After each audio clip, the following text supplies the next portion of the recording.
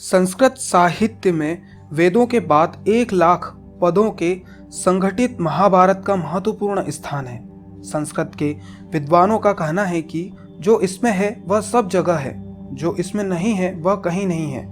प्रस्तुत पाठ में श्रीमान वेद व्यास जी द्वारा रचित महाभारत के सभी विषयों की वैज्ञानिक दृष्टि से व्याख्या की गई है, जिससे यह स्पष्ट होता है कि महाभारत में विज्ञान के सभी विषय सम्मिलित हैं। भारतीय सनातन वैदिक संस्कृति का परिचय कराने वाला खजाना ग्रंथ महाभारत है, जिसकी रचना भगवान वेद व्यास के द्वारा संसार विश्व की भलाई के लिए की गई थी। इसके महत्व के विषय में स्वयं ही कृष्ण द्वैपायन मुनि वेद व्यास ने प्रकाशित किया है।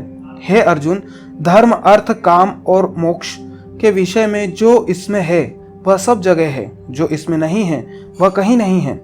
महाभारत न केवल विश्वकोश के रूप में पुराण इतिहास है, बल्कि इसमें वैज्ञानिक दृष्टि से भौतिक शास्त्र, खगोल शास्त्र, कवि जलबाध, सिंचाई व्यवस्था, रसायन शास्त्र, लोह शास्त्र, वस्त्र निर्माण, अस्त्र शस्त्र निर्माण व संचालन विधि आदि कई विषयों का वर्णन है। उनमें से कुछ विषयों का यहाँ उदाहरण दिया जा रहा है। भौतिक शास्त्र में यह विचार बहुत प्रसिद्ध है। वस्तु दूसरों पर निर्भर होकर चलती है।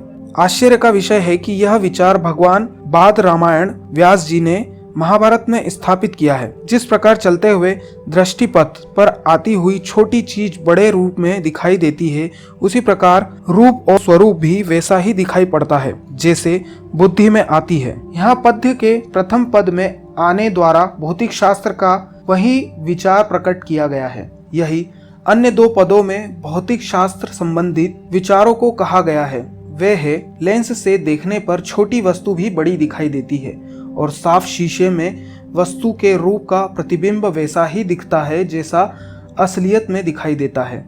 खगोल शास्त्र समय की गिनती काल गणना के क्षेत्र में भारतीय खगोल शास्त्र विश्व में प्रसिद्ध है।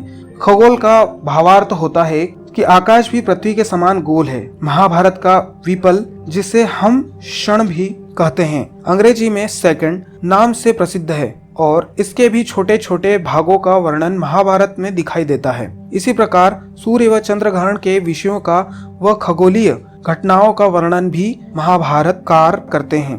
कृषि शास्त्र जल ही जीवन है, इस कथन से सिद्ध होता है कि जल बिना जीवन किसी भी प्रकार से संभव नहीं है। यदि जल नहीं होगा तो अनाज भी उत्पन्न कैसे होगा। इसलिए बांध बनाने से पूर्व बहुत सारा जल एकत्रित कर खेतों की अच्छी तरह से सिंचाई की व्यवस्था करनी चाहिए।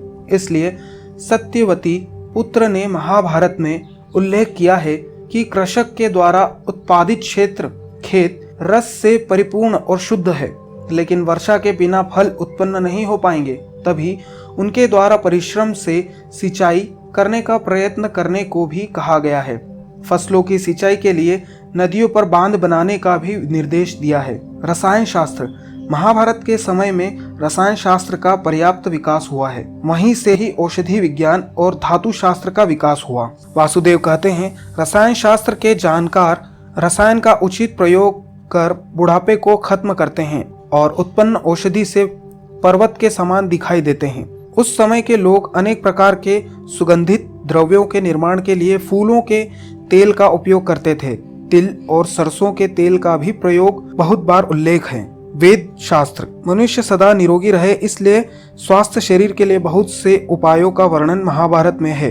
वेद शास्त्र को आरोग्य शास्त्र भी कहते हैं। स्वास्थ्य को हानि पहुंचाने वाले जो राज रोग आदि हैं, उनकी हमेशा की शांति के लिए 72 प्रकार की चिकित्सा करना चाहिए। उनका उल्लेख इस प्रकार है। शरीर की प्रतिक्रिया 72 प्रकार की ही है। देश, जाति और कुलों के धर्म का इसमें वर्णन है। लोह शास्त्र में हम जानते हैं कि सोना, चांदी, तांबा, सीसा, रागा, लोहा आदि धातुएं संसार में प्रसिद्ध हैं। आभूषण बनाने में तथा खरीदने बेचने के व्यवहार के साधन में सोना व चांदी की उपयोगिता महाभारत में वर्णित है। राजमहल आदि के निर्माण में लोहे का प्रयोग होता था। सोने को अग्नि में तपाने से शुद्धिकरण का क्रम उस समय के व्यवहार का प्रमाण स्थापित करता है। जिस प्रकार शुद्ध सोना तप कर, काट कर और घिस कर परखा जाता है, उसी प्रकार शिष्य की परीक्षा दृष्टि, चरित्र व गुणों से ही की जाती है। वस्त्र निर्माण मानव का यह स्वभाव है कि वह लज्जा से अपने नश्वर शरीर को भी वस्त्र से ढकना चाहता है। वैदिक काल से ही वस्त्र निर्माण की परंपरा है। महाभारत में ऊन, कपास, रेशम वस्त्रों के निर्माण का और उनमें अपनी इच्छा अनुसार रंग मिलाने का वर्णन मिलता है।